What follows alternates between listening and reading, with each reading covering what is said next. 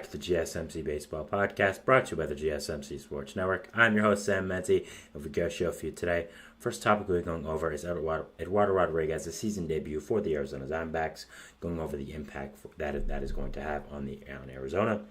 Then we're going over Reynaldo Lopez going on the IL for the Atlanta Braves, Xavier Edwards' breakout season for the Miami Marlins, the recent Cy Young power rankings, and Sean Manaea's recent run with the New York Mets. But before doing all that, let's ask you to please like and follow the show. We do get a number of questions from viewers. To ensure that your question does get read in the air, please hit the link GSMCpodcast.net. It really does help the show, and it really does mean a lot, so thank you so much for that. And let's get back into the show for today. All right, we are going to be going into our first segment here, of course, which is going to be talking about Eduardo Rodriguez and his season debut for the Arizona Diamondbacks. Now, this is big news all across baseball, as Eduardo Rodriguez was one of the bigger free agent signings in all of baseball during this offseason. And, of course, he has not made his season debut yet with this team. He signed with the Arizona Diamondbacks because of a lingering injury that started in spring training. But now he's coming back as a big reinforcement for this Arizona team. I know the old saying, best trade deadline move anyone could get, and that's really what the Diamondbacks are getting here in Eduardo. So, very excited to be able to watch him, and I just did want to go over Rodriguez and his potential impact here on Arizona. So, of course, Rodriguez, as I said before, is one of the bigger free agent signings in all of baseball going into this offseason. Obviously, he came off the drama of last year's deadline after declining a trade to the Los Angeles Dodgers from the Detroit Tigers, and then subsequently still signing on the West Coast, where he said he didn't want to go after declining the trade to Los Angeles. Now, Rodriguez signed a big 5-year deal worth around $85 million to Arizona, trying to stop the streak of left-handed starting pitchers for agent contracts going to Arizona. Obviously, last time it was Madison Bumgarner who signed a huge contract with Arizona, obviously a famous left-handed pitcher, and he was absolutely awful with them. So Rodriguez is trying to kind of step that up and, kind of fell back into the cliche being out this entire year now. But getting back is a really big deal for Arizona, and one of the big reasons why I've continuously said that I think Arizona will end up making the playoffs and will end up being a very, very scary team once these playoffs do commence and do get underway. There are a lot of teams fighting for basically two wildcard spots, because we pretty much know the Braves are going to be one of those wildcard teams. And the Diamondbacks, to me, are always a team that has stood out. I really thought it was always them, Padres, and Mets as the teams I really thought stood out for those two wildcard spots. Obviously, you also have the Pirates, you have the Giants, you have the Cardinals. Those are the teams as well. Some even fighting down, kind of like the Cubs, if you want to even go that far. The Nationals, maybe, but really not. So, there are a lot of teams fighting, but I always thought really those teams kind of stood ahead of everyone else. And one of the big reasons why was because of the starting pitching that Arizona had. Going into this year, of course, when I thought Eduardo Rodriguez would be pitching the entire year, I just thought that this rotation would be absolutely incredible and just so nasty. Not only did you sign Eduardo Rodriguez, you also signed Jordan Montgomery to a later contract. And Montgomery also has not been great. That also falls into the Diamondbacks signing for agent left-handed starting pitchers. He's been not great there after a really fantastic postseason run there in Texas. But, even when everyone's healthy, though, I still think this is a fantastic rotation. I mean, you have Zach Allen, who's a bona fide ace at this point in his career. Merrill Kelly's been on and off the injured list as well, but still is a fantastic pitcher since coming back over to America a few years ago. Brendan Pfaadt has become a really nice young pitcher, and of course you now have Eduardo Rodriguez and Jordan Montgomery, who are also two great free agent signings. To me, that's very hard to beat for the rest of the season. I mean, you have those 5 guys going continuously, and also just going into the playoffs as well. I mean, that's fantastic. You're in a 7-game series. You get Zach Allen thrown at you, then you get Merrill Kelly thrown at you, then you get playoff wizard Jordan Montgomery thrown at you, then you have Rodriguez sitting on the back end as well, then maybe even Brandon Pfaadt if you have to face him. So I really like what the Diamondbacks are building here, and I really like the rotation, and getting back Eduardo is one of the big reasons why. Now, again, I think when going into the playoffs, this really gives you a big advantage. You saw last year what having a great rotation meant for teams in baseball, and even with the Diamondbacks as well being one of those teams, considering they did have Zach Allen, they did have Merrill Kelly, they had Brandon Pfaadt, who became just a monster in those playoffs as well, taking over the Phillies and beating them in that 7-game series in the NLCS, winning 2 straight games in Philadelphia, which really nobody thought was going to ever happen. So I'm really excited now to watch this fully healthy Diamondbacks team. Very excited to be able to see what they can do and put together. And, yeah, they're going to be a really, really exciting team to end up watching as we go down the stretch. And I really do think Eduardo is going to help them out a lot because, again, this pitching rotation, very quietly, I believe, is one of the better in all of baseball. So, really, really excited. Looking at what Eduardo did last year, had a really first rough year in Detroit. Got with a lot of family issues. Was on the restricted list for most of the year, dealing with a family issue, and we didn't really know what happened there. But really did not do well last year. The year before that, I should say. But last year did much better, having a 3.30 ERA, expected ERA of 4.04, FIP of 3.66. His pitches looked better. He was letting up less barrels. Hard hit percentage was down. So really looked like the Eduardo Rodriguez of old, of those earlier years in Boston, which is one of the reasons why Detroit signed him. And Detroit figured, okay, we were bad last year. Last year going into their mindset, we're bad. Eduardo's probably not going to re-sign with us. Probably going to opt out of his 5-year contract. Might as well try to get something for him. And they traded him to the Dodgers. It was all done.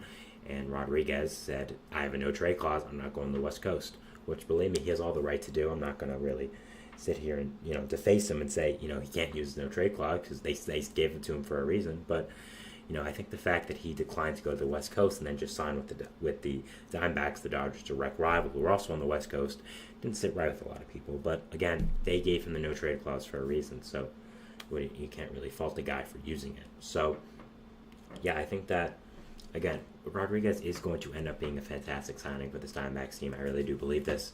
Did not start off great, obviously, now, but is coming back versus Cleveland.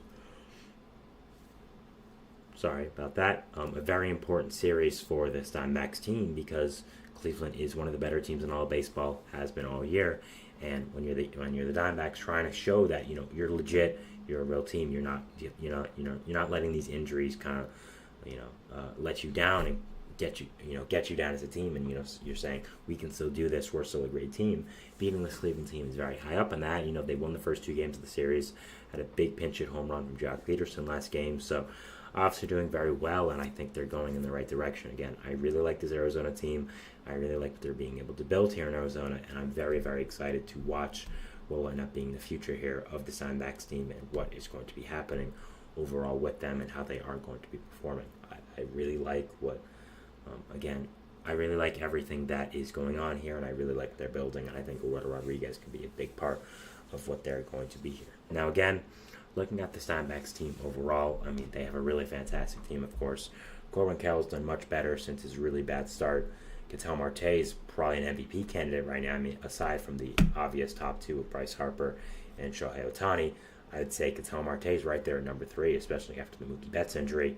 I'd say Francisco Lindor is right behind him as well, but I would go Lindor and Marte as both those guys right after. And the fact with Marte doing so well, he's become a huge part of the Diamondbacks team, and it's really exciting to watch. Again, Corbin Carroll's done much better.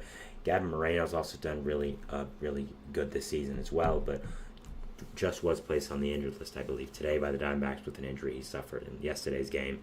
That's obviously tough, but you do have some good catching depth. You also just called up Adrian Del Castillo. So that should be some good catching depth for you guys as well. So overall, I still do like this Diamondbacks team a lot. I still love what they're building, and it's going to be a dogfight going into the end of the year. Right now, they are the second wild card seed, almost 10 games over 500, are barely back from the Braves. So I really like what the Diamondbacks are building, and I really think, again, they do have the advantage. I think because of the pitching staff, that is especially now going to get much better as we go into the later part of this half. With the young offense they have with not only Corbin Carroll but Ketel Marte, but you have Christian Walker there as well. Of course, Moreno there when he's healthy. Alec Thomas, Jake McCarthy, big pieces as well. I think Jordan Lawler should be back from injury at some point. Not sure though. Blaze Alexander has become a really nice infield piece for you guys as well. Eugenio Suarez hasn't done the greatest, but still has a lot of pedigree, and I think is able to turn it on when you really need him to. So still a really good Diamondbacks team. I think, again, you're fighting with Atlanta, you're fighting with San Diego, New York, Pittsburgh, St. Louis, San Francisco. I'm not going to count my fingers anymore. Cincinnati, Chicago. So fighting with a lot of teams for really 2 or 3 wildcard spots that only one team can get, obviously, and it's going to be a dogfight. But I really think the Diamondbacks have the upper hand because of this pitching staff, and now because of getting Eduardo Rodriguez back, I think is really, really going to be able to help out this team and really do a fantastic job of getting them to where they want to be. So that is my first segment here, talking about Eduardo Rodriguez and his season debut for the Arizona Diamondbacks. We'll be going to our second segment here, which is going to be talking about Reynaldo Lopez and his injuries listed now for the Atlanta Braves, the Braves pitching injuries. So we'll be going over all that, and we'll be seeing you after the break. So thanks, and bye. I feel like I'm losing my mind. Is everybody in the world blind? Please, Lord, give me a sign, a sign. I feel like I'm losing my mind. Is everybody in the world blind? Please, Lord, give me a sign, a sign. I wanna be the greatest. Everybody on the fake shit. I look around and feel like everybody is the fakest. I make this every day and I'm impatient, hoping one day I blow up from the basement. Statement, the top is so vacant. I don't hear shit that I think is amazing. Waiting for my day when I'm playing sold out shows for 1,000 faces. Hey, give me that crown, get in my way and to be put down. It ain't your place, all this my town. If I want that shit, then I'll get it right now. I'm losing it, the noose it fits. I'm losing shit, a stupid myth. You choose to live or choose to dip. You choose to fight or lose your grip and lose a gift. I feel like I'm losing my mind. Is everybody in the world blind? Please, Lord, give me a sign, a sign. I feel like I'm losing my mind. Is everybody in the world blind?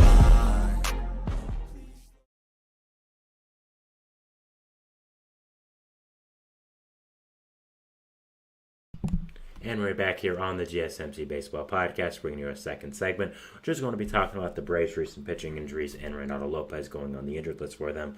But before we do that, I'd like to ask you again to please like and follow the show. We do get a number of questions from viewers to ensure that your question does get read in the air. Please hit the link, gsmcpodcast.net. It really does help the show, and it really does mean a lot, so thank you so much for that. And let's get back into the show for today. All right, so second segment is going to be talking about Reynaldo Lopez and the Atlanta Braves and the recent pitching injuries. So we'll be going over that and we talk about it, so let's get into it. Lopez did flame up with some recent arm inflammation in his last start versus the New York Mets a little while ago.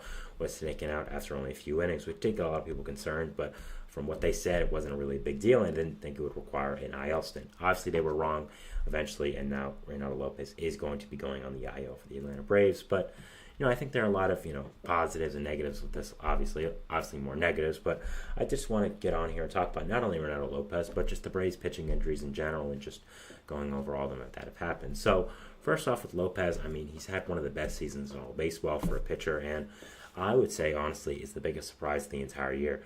When the Braves signed Reynaldo Lopez to that big contract, I was thinking, okay, you know what? That's a big contract for him at a reliever, but if they want to give it to him, if they really like him, maybe they think he's a future closer once Raisel Iglesias leaves, that's okay.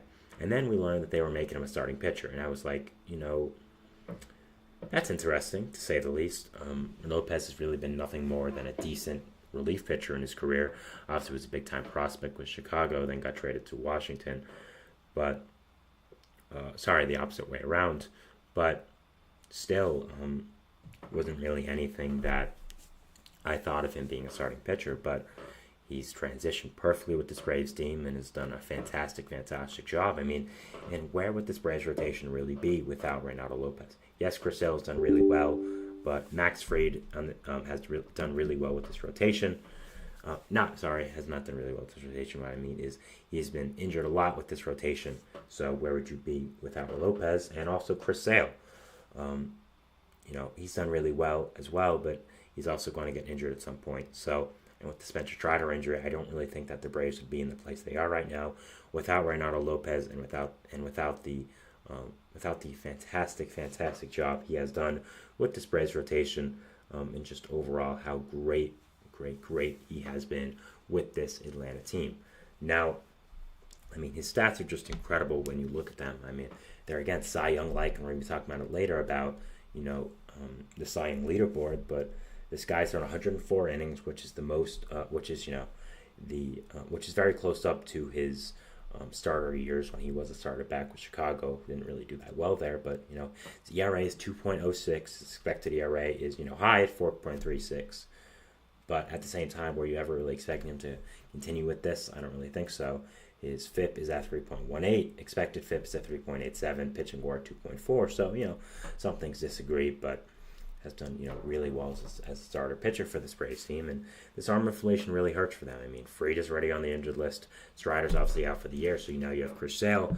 You do have Bryce Elder who came back, but he's not that great. Spencer Schwellenbach's fine, but I don't think he's anything more than a 4 or 5 starter. So this Braves rotation is a little bit in flux right now, and it's going to be really interesting to see how they are going to be handling this situation and how they are going to be determining, who stays, who goes, all that kind of stuff. So yeah, overall it is going to be very interesting to see what is going to be happening with this Braves rotation and how they do determine everything for the rest of the year. So with Lopez, though, I don't think this is all bad again. It seems like he'll only be setting the minimum of 15 days on the injured list.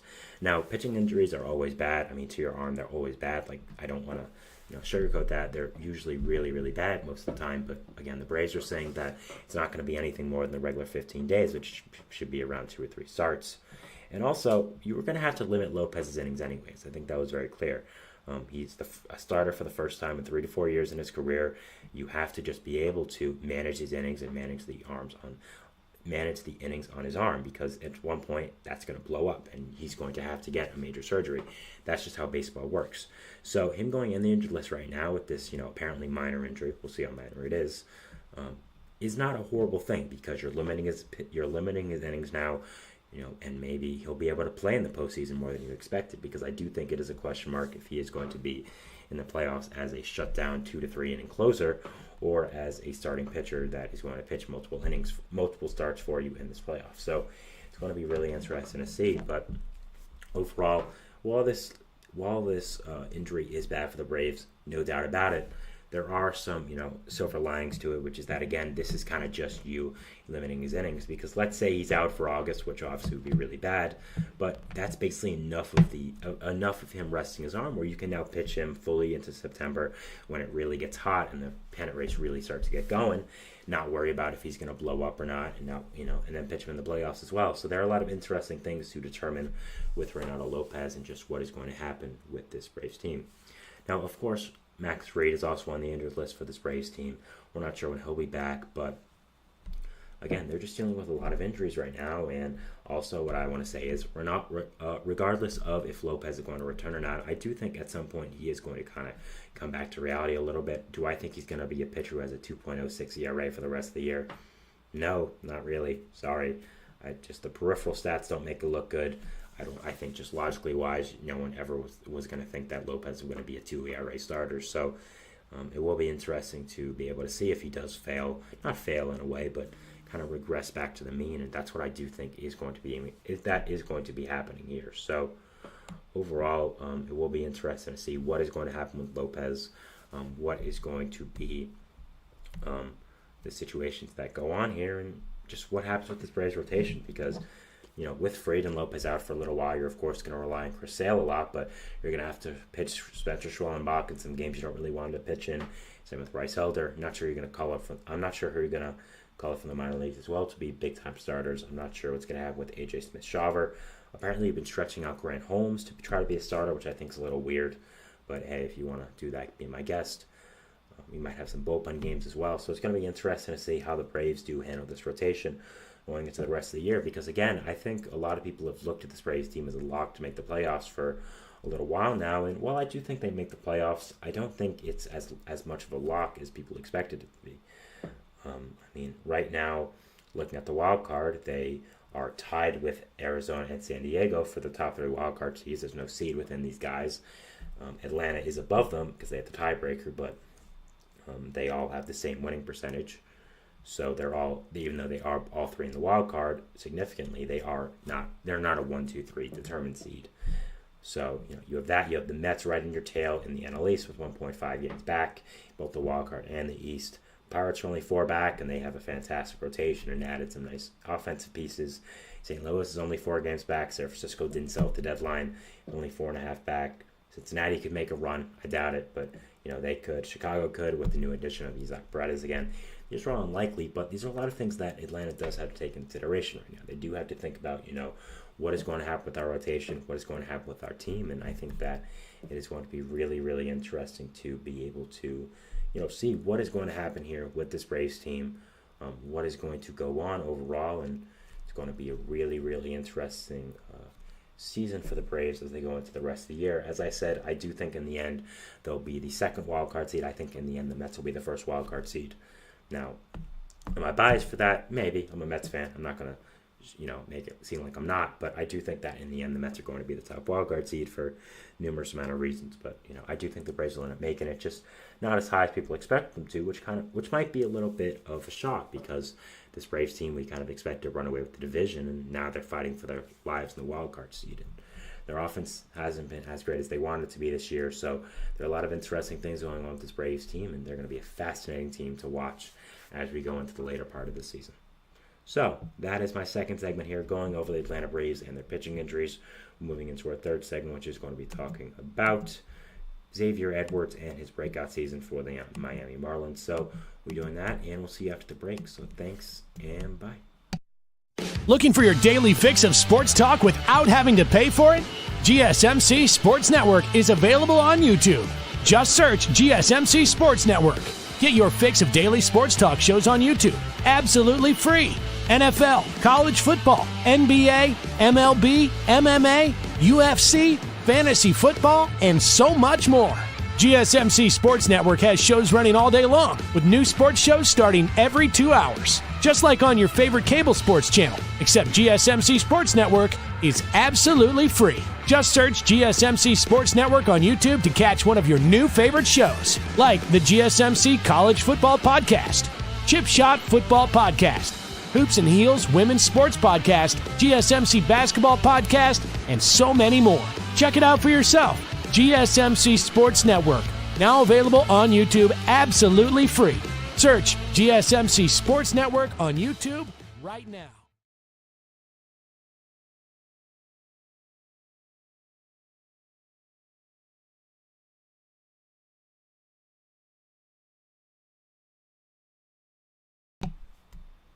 And we're back here on the GSMC Baseball Podcast, bringing you our third segment. Just going to be talking about Xavier Edwards and his breakout season for the Miami Marlins. So, getting into that. But before we do that, I'd like to ask you again to please like and follow the show. We do get a number of questions from viewers, so ensure that your question does get read in the air. Please just link gsmcpodcast.net. It really does help the show, and it really does mean a lot, so thank you so much for that. And let's get back into the show for today. All right, so our third segment here is going to be talking about... There's the wrong... No, not that. All right, I just pressed the two wrong things in a row. Sorry about that. Here we go. There we go. All right, Xavier Edwards here and his breakout season for the Miami Marlins. So let's get into it. So Xavier Edwards has been a really interesting prospect here to watch over the past few years. Was a top guy in Tampa Bay for a number of years. Then did get traded in the big Tommy Pham trade, which then landed Tommy Pham in San Diego. He went from San Diego to Tampa Bay, and was a big-time prospect in that organization for a little while. Kind of seemed like Tampa gave up on him. His hitting tool wasn't really progressing within the organization, and they did trade him a few off seasons ago to Miami in state for just kind of a reliever swap. Kind of just to get him off the 40-man. Really, it was kind of that before the Rule 5 draft, because they figured someone would take him. So just to get him off the 40-man and open up space for that. So obviously Edwards' career was not going as a lot of people expected him to. Former top prospect, really not doing as great. And going to Miami kind of was the same. Didn't really hit as much last year. Kind of came up for defensive replacements in second, short, center, whatever. And then also speed as well. Really nothing. Was in his 24 season now.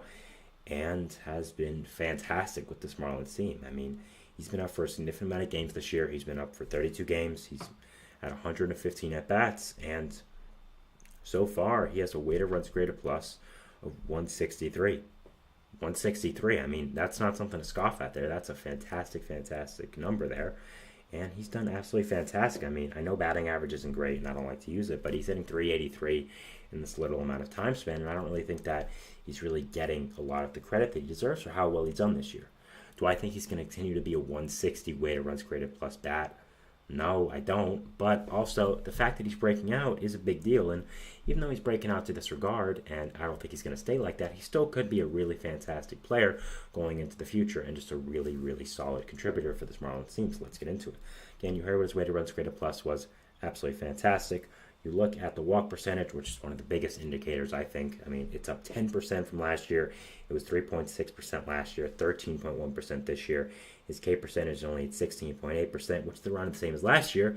But instead of his walk to K ratio being at 0.21 last year, this year it's at 0.78. So his walk percentage is almost the same as his K percentage, only 3% higher, which is perfectly fine. So obviously getting on base at a really good clip, striking out the same, but he's doing really well within the walk department, so it's okay. His OPS at 925, his ISO is at 0.87, which is a really nice number.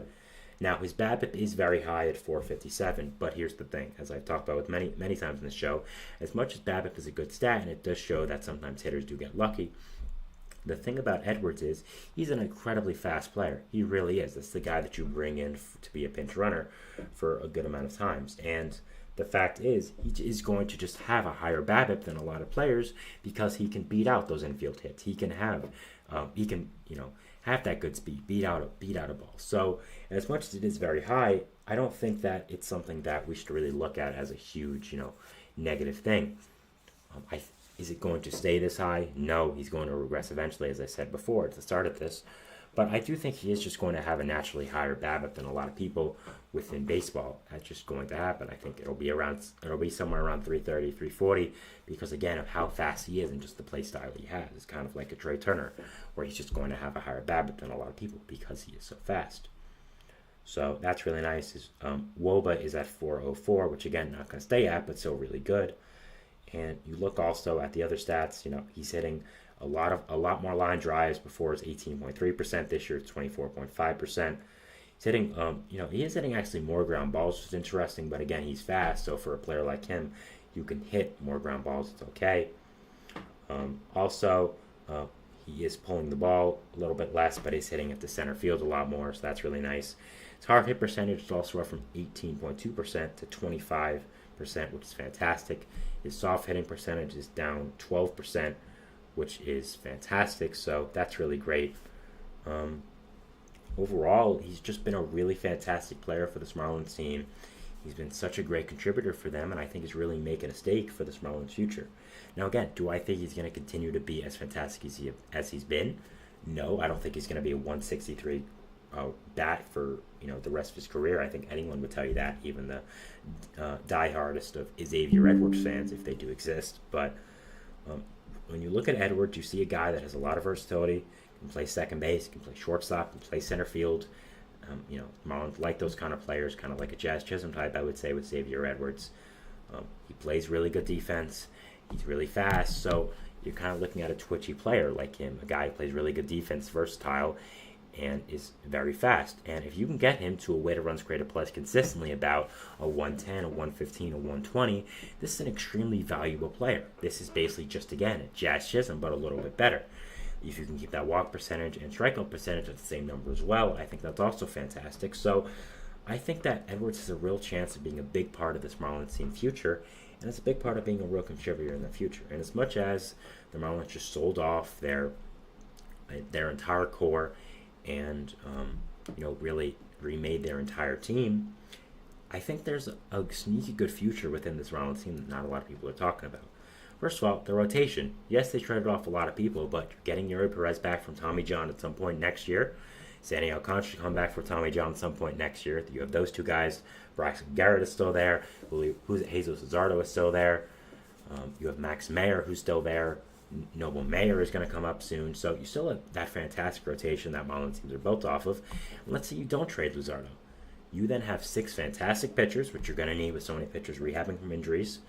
You then, you have also, so that's also something that I think a lot of people aren't realizing, that this Marlins team is still going to have a fantastic rotation, I'm assuming they'll trade Luzardo, but I think with Sandy Alcantara, they'll try to wait for him to get healthy, and I don't think there's any prospect in the world that's as valuable as Yuri Perez, so they'll kind of wait on him. But, with this Marlins team, you have Edwards, who's making a stake to be a long-term piece there. Let's say you keep Jake Berger. He's under contract for a little while. That's, 5 or 6 more years of Jake Berger on that team. You have also, of course, pitchers I forgot to mention, Robbie Snelling and Thomas White, who you just got as well. So you have them there. Agustin Ramirez, I think, will be your franchise catcher relatively soon. Obviously, was the big part of that Jazz Chisholm trade. Connor Norby is going to be your starting second baseman for a long time. You also have Kyle Stowers, who's going to be starting outfielder for a long time. Division De Los Santos, you got back in the AJ Puk trade, who I really love. I think can be a really good corner bat for you for a little while. So, as much as this Marlins team is far away, and they did just blow up their entire team for good reason, by the way, they got people back that are going to be contributors relatively soon. Like there's a future here. There is a part of there's a lot of pieces of this Marlins team that you can look at and say, you know, those guys are going to be long-term pieces. Those guys are going to be people we look at as a Marlin for a long time. And let's just run this mock thing out here. I mean, let's say you have in 2 years Augustin Ramirez at catcher. You have Division De Los Santos at first, Connor Norby at short, Xavier Edwards Connor Norby at second, Xavier Edwards at short, Jake Berger at third. You have Kyle Stowers out there in the outfield. You get some more bats out there in the outfield as well. I mean, you're not looking too bad. You really aren't. Like there's a core here that you're building within this Miami team. And as much as it doesn't look like it, because you did just sell off so many people at this deadline, there is a vision here where you can say, you know what, this team could be good in 2 to 3 years. Now, I assume Alcantara will be gone at the deadline next year. And, you know, teams will want to see him in a full season after coming off of injury, and that's why he won't get traded in the offseason. I'm assuming Luzardo in the offseason or the deadline as well, but you'll still have Max Meyer, you'll have Noble Mayer, Thomas White, Robbie Snelling, Yuri Perez, Braxton Garrett potentially. So there's still a lot of players on this Marlins team, specifically their rotation, which the good Marlins team has been built off of the past few years, that you can say, you know what, there's something to build off here. So I think the Marlins could be sneaky good in 2 to 3 years, and I think they're really not getting enough credit for how quickly they can turn this team around. I love Peter Bendix. I love the job he's done there. I wanted him as Mets general manager a few years ago. Obviously, I'm happy now with David Stearns, but still. So really like what the Marlins are building here, and it kind of scares me as a Mets fan, because how good could they be, and could they be good soon? So that is it for our third segment here, going over Xavier Edwards and his breakout season for the Miami Marlins, but overall just the Marlins and their core as well.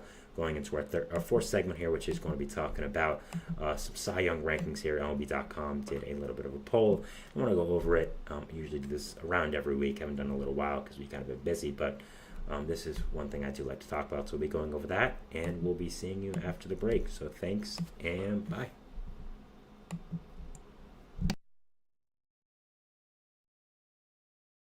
For the best and latest podcasts available anywhere, go to the podcast app on your cell phone and type in GSMC to access free content-rich podcasts on health and wellness, book reviews, sports, entertainment, relationships, social media, movies, technology, finance, and even weird news. Subscribe and download the GSMC Podcast Network's family of shows, available everywhere podcasts are found.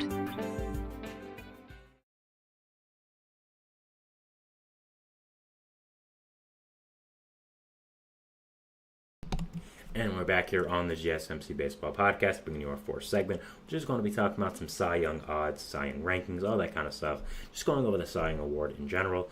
So I'll be doing that. But before we do that, I'd like to ask you again, one more time, to please like and follow the show. We do get a number of questions from viewers, so to ensure that your question does get read in the air, please use the link, gsmcpodcast.net. It really does help the show, and it really does mean a lot, so thank you so much for that. And let's get back into the show for today. All right, as I said, we are going to be talking about some Cy Young rankings here, going over who MLB.com has at their lists, and going over I agree, if I don't agree, all that kind of stuff. So yeah, we're getting started with the American League here, so let's get into it. Starting off in the fifth place position here, we have from the Seattle Mariners, All-Star Logan Gilbert. I think Gilbert definitely deserves to be on this list, and I 100% agree. Gilbert, of course, is a long-term top prospect for this Mariners team, and has been every single thing that they've imagined and more since coming up. Has been an ace-level pitcher for this Mariners team, has been one of the big-time players for them, and has continued to be a big part of this Mariners, huge and great rotation. I think a lot of teams who were in the Mariners position where they were at the deadline probably wouldn't have bought in the situation they were in. But because, with how the offense is looking, but because the Mariners rotation is so good with Logan Gilbert at the helm of it, we talk about a teammate, of course, right above him after They did, because they want to take advantage of this rotation with Gilbert, with Kirby, who's next, of course, we'll be talking about, Luis Castillo, Brian Wu, Emerson Hancock. It's just incredible what they've built here in Seattle, and just a fantastic rotation. Now they have an offense to back them up, adding Randy Rosarena, adding Justin Turner, and it's going to be a really exciting time in Seattle. But Gilbert has been absolutely fantastic this year with Seattle, and definitely deserves to be in consideration for the Cy Young. Next, we have, again, from the Seattle Mariners, George Kirby, who, kind of the same things as Logan Gilbert, is a huge part of this amazing rotation here in Seattle. This amazing young rotation as well. I mean, the only veteran in the staff really is Luis Castillo, and he's still, not even 34 or something. So you're going to have Gilbert, Kirby, Castillo, Wu, and Hancock together for a long, long, long time, and it's going to be really, really exciting to watch. So with Kirby, he's a fantastic pitcher, has so many good pitches in his arsenal. It's really great. I love his windup as well. I think just he's a fantastic, fantastic pitcher who gets the credit he deserves, being how great he has. And yeah, I think that overall he definitely deserves to be here as number 4 on this list. And I think it makes sense for him to be above. I think it makes sense for him to be above Gilbert. And I think that overall both these players are very, very good and should definitely be in consideration for the Cy Young. Third place we have from the Kansas City Royals, looking like the steal of the offseason, Seth Lugo. Lugo has been fantastic with this Royals team, 3-year, $45 million contract, and is now considerably in the Cy Young conversation. I mean, might be the best contract in baseball over the past 5 to 10 years. So, Lugo has been absolutely incredible with this Kansas City team. I mean, he's been a big part of why they've been so good and continuing to be a big part of this Royals team. I think that both his other rotation mates in Cole Reagans and Brady Singer could have potentially been on this list as well, but both I think are having great seasons, just not as great as Kirby and Gilbert as well, the bottom two. But Lugo definitely deserves to be on this list. Has been absolutely incredible with this Kansas City team, and is just a great player overall with Kansas City, and been absolutely fantastic. And what a great story he's become, transitioning from a middle relief pitcher with the Mets to a lockdown, ace-level, Cy Young caliber starting pitcher with this Royals team. Great story there. Number 2, we of course have from the Baltimore Orioles, Corbin Burnes. Burnes was brought in the offseason for Baltimore to be an ace-level pitcher and really kind of get this young team over the hump and provide them with some veteran leadership in this rotation. And he's done exactly that. Had a fantastic year and definitely deserves to be number 2 on this list. Obviously, the number 2 and number 1 have continued to say the same for a while, as they should. They've just been so elite. So, Burnes has been incredible. Just an incredible talent. And, overall, I love that he's on this list. I think that it makes all the sense in the world to have him as number 2. Obviously, we knew what 2 and 1 was going to be. I'm glad they did it, and I'm glad Burnes is on this list here. Number 1, we of course have from the Detroit Tigers, Tarik Skubal. Skubal has been the best pitcher in baseball all year, has been absolutely incredible, and 100% is the Cy Young favorite, and 100% deserves to be number 1 on this list. Just an incredible season for him in Detroit, and just so good he's been this year. So good. Just an absolutely incredible season. And I think that Skubal definitely deserves to be number 1 on this list. Makes all the sense in the world. And, very obvious for him to be number 1 on this list here. Such an incredible season.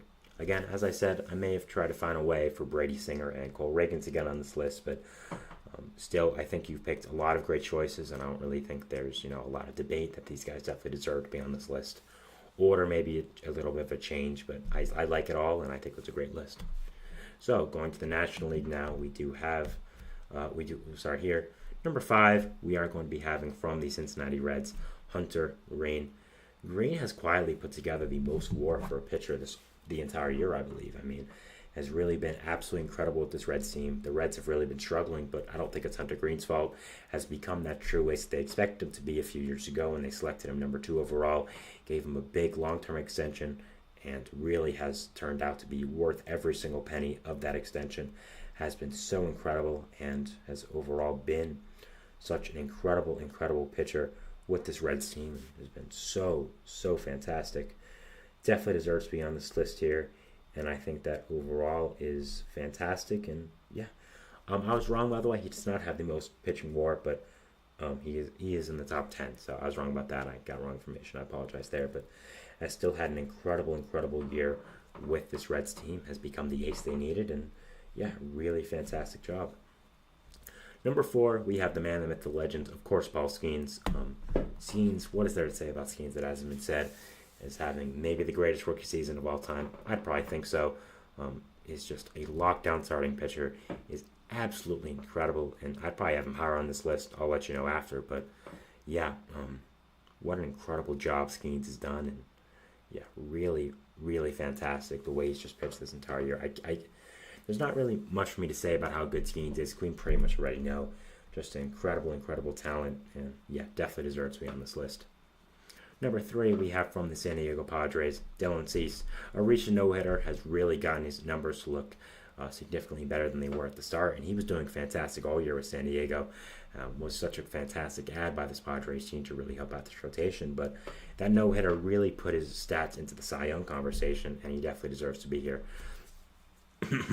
Number 3, I think, is definitely deserved to be on this list. I think he's done an absolutely fantastic job, and him being here makes all the sense in the world. I think that number 3 is very deserved, and yeah, I mean, where would the Padres rotation be without Cease? You've had Michael King not really live up to expectations.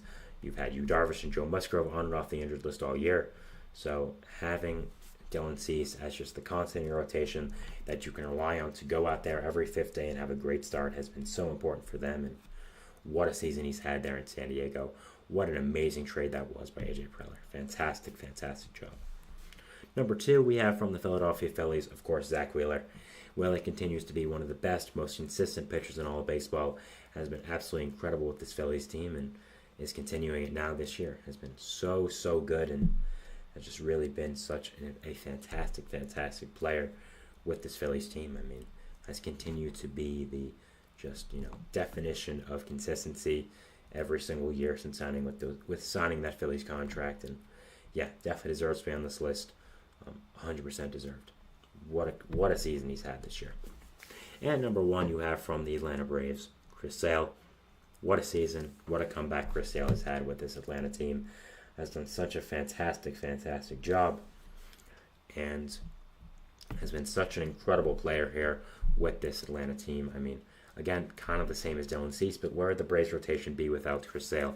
Max Fried's been on the injured list for a little while. Reynaldo Lopez was just placed there. Spencer Strider's been out for the entire year, for basically most of the year. So having Chris Sale here is just the constant that you can rely on to go 6-7 innings every single day for every 5 days and just be fantastic. It's just incredible job by the Braves to be able to pick him up in the offseason. And man, has he been fantastic. Now, I want to preface that I agree with the 5 players selected here. I think these 5 players are correct to be on this Cy Young rankings here as well. I would maybe have Tyler Glasnow and Christopher Sanchez as guys who potentially be here. Logan Webb as well. But I think this 5 is good. What I would probably have it as, though, just for me, would be I would have it number 1, Paul Skeens. I think Paul Skeens right now is the Cy Young winner. I think the way he's just done so amazing this year, I think, to me, he's my Cy Young winner in the National League. I would have him. Then I would have Chris Sale. I would then have Zach Wheeler, Dylan Cease, and Hunter Green. So I think the 5 is good, but I'd move around the top 4 a little bit. But overall, still a fantastic season for pitchers this year. So many breakout seasons, so many just great performances, and yeah. So that is my 4th segment here, going over the recent Cy Young rankings and giving my thoughts on it. Moving into our 5th and final segment here today, which is going to be talking about Sean Manaea and his amazing season here for this New York Mets team. How well he's done recently, and yeah, just going over that. And so yeah, we'll be talking about that, and we'll see you after the break. So thanks, and bye.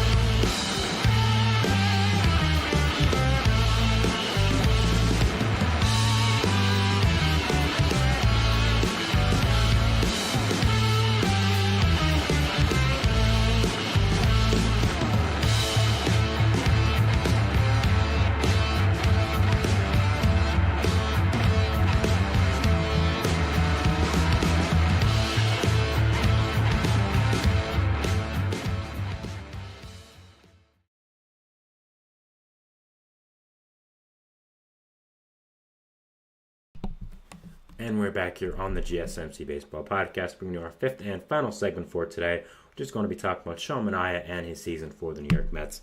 But before we do that, again, one last time, I would like to ask you to please like and follow the show. We do get our number of questions from viewers to ensure that your question does get read in the air. Please use the link gsmcpodcast.net. It really does help the show, and it really does mean a lot, so thank you so much for that. And let's get back into the show for today. All right, so Sean Manaea was one of the bigger offseason pickups for the New York Mets going into this season. Had a really down season with the San Francisco Giants, but did really well in the second half of that season and showed a lot of promise, including adding a sweeper to his arsenal and picking up stuff at driveline in the offseason as well. So I said from the start, whenever I did this show, that I thought Manaea was a fantastic signing by the Mets, and I really thought he was going to end up being a huge piece of this Mets team, and that's exactly what he's been. He cut the hair off, and man, has he been a great pitcher for this New York Mets team. Just had a really big start recently versus the Cardinals yesterday, actually. It was a big game versus the Cardinals. Obviously, it was only one game detour, making up a rained-out game in April. But the fact is, the Mets won the tiebreaker over the Cardinals now, and also any game versus any team in that kind of 5 or 6 team collection of the wild card is big. And Manaea threw out 7 great innings, struck out a lot of batters, and did fantastic. Before that as well, he had 7 great innings where he struck out 11 against a fantastic Twins offense, so has done really, really well to open up the second half, and has had a fantastic season overall. I don't really think people realize that he's 8th in the NL in ERA, so Manaea has had an incredible season, and I want to go over it. So he's had a 3.30 ERA this season now with the Mets. From last year, his walk per 9 is around the same. His K per 9 is down though, which is interesting. But the thing is, his opponent batting average is down. He's getting the left on base percentage is also much better, so he's pitching better in the clutch, and his FIP is better as well. So I think he's getting kind of getting to his true self. His barrel percentage is down a full percent from last year. Hard hit percentage remains around the same. Expected area is a 4.04, so not horrible, but Manaea has just been a great breath of fresh air for this Mets rotation. You've had a lot of injuries. Kodai Senga has been out the entire year after making one start. Was out for the entire year, made one start, now out for the rest of the entire year. Obviously that was an unfortunate situation there. Christian Scott came up as a top prospect and did not do great with them, so now he's out for a good amount of time. So Manaea has just been consistently great with this Mets team and has been such a fantastic addition to this Mets rotation. It's just another one of those great David Stern signings in the offseason. I mean, you look at this team, JD Martinez turned out to be an amazing signing. Luis Torrens is a great pickup from the Yankees in a trade, has become a great backup catcher for them. Jose Iglesias has become an amazing minor league signing. Harrison Bader's been great. Manaea, of course, has been great. Severino's been great. Guys in the bullpen as well have been really nice pickups. And yeah, he's just done a really good job. And Manaea has probably been the best free agent signing for pitching wise. Of course, for offense wise, is going to be JD Martinez, with how fantastic and such a culture changer he's been. But yeah, Manaea overall has just been an incredible pitcher for this Mets team, and I think this rotation is very interesting going into the playoffs in the second half. You have Manaea who's probably become the ace of the staff at this point. The Mets have a lot of good starting pitchers, but no great ones. And if Manaea continue to do this, it'd be great. I think it would really help out where this team is going. You have him, of course. You have Severino, who's been doing a really nice job with this Mets team. I think Paul Blackburn was a really nice little pickup from Oakland. Doesn't do anything, isn't a fantastic pitcher, but just gets the job done for his 5 to 6 quality innings, most starts. You also have Jose Quintana, who's been much better in the second half. Jose Budo could reprise his role as a starter anytime now. And then also, you have some other depth as well, including Joey Lucchesi in the minor leagues, Tyler McGill in the minor leagues, who I don't really like, but he is depth, and David Peterson as well, who's been starting a lot for this Mets team. So this rotation is really interesting, but I think the Mets really what they've been lacking all year is kind of an ace-level pitcher, because Kodai Senga has been on and off the injured list all year and has been out now. So if Manaea continue to do this great, continue to be this much of a factor in this Mets team, continue to do as well as he has, I think it would really help out them a lot. It would give them a designated Game 1 playoff starter for the Wild Card Series And I think it would just be a really, really fantastic job for the Mets to be able to get that in Manaea and really be able to help out this team. So overall, very exciting to be able to see what Manaea is going to be doing with this Mets team going into the future. And I'm really, really excited and interested to see how he does the rest of the year and overall what is going to be happening with this Mets team and what is going to be going on with just overall this rotation, what is going to be happening with them. So it's going to be really, really interesting and very exciting to just watch. And again, I predicted them to be the top wildcard team, and I stand by that. I think with how well the pitching has consistently done, and again, they have just 7 or 8 good, solid starters in this team. The offense has been absolutely incredible, and that's with Pete Alonso, Francisco Alvarez not playing up to their main standards. You have Jeff McNeil swinging great, Francisco Lindor becoming an MVP candidate, Mark Vientos becoming quietly one of the best hitting third basemen in all of baseball, Harrison Bader's been great, you're getting Starling Marte back, JD Martinez, of course, has been fantastic. So overall, I really like this Mets team. I love what they did for the bullpen as well. I think there are a lot of things to be able to look at this Mets team and say, you know what, this is a really quality baseball team. This is the best of the wildcard seeds, and I think in the end they become the first wildcard seed. Yes, they're a game and a half behind right now, but their schedule's becoming a lot easier right now. I mean, they're playing Colorado in a 3-game series. They have to sweep them. Losing 2 out of 3 to the Angels is really bad, so they're going to be a really interesting team to watch down the stretch, and I think Sean Manaea and his season, if he continues to do what he's been doing, will be a really, really great fix to this Mets team, and will do a really, really great job. So that is my show for today, guys. That is my 5th and final segment going over Sean Manaea and his season for the New York Mets. Thank you so much for watching. Remember to like, subscribe to the notification bell to not only get notified when I upload, when all the other great content creators on this channel too. Make sure to follow us on Facebook, Twitter, TikTok, and Instagram for more content and updates. I'm your host, Sam Menzie. Again, thank you so much for watching, and I'll see you at Baseball Podcast tomorrow. Thank you, guys, and see you then. Thanks, and bye.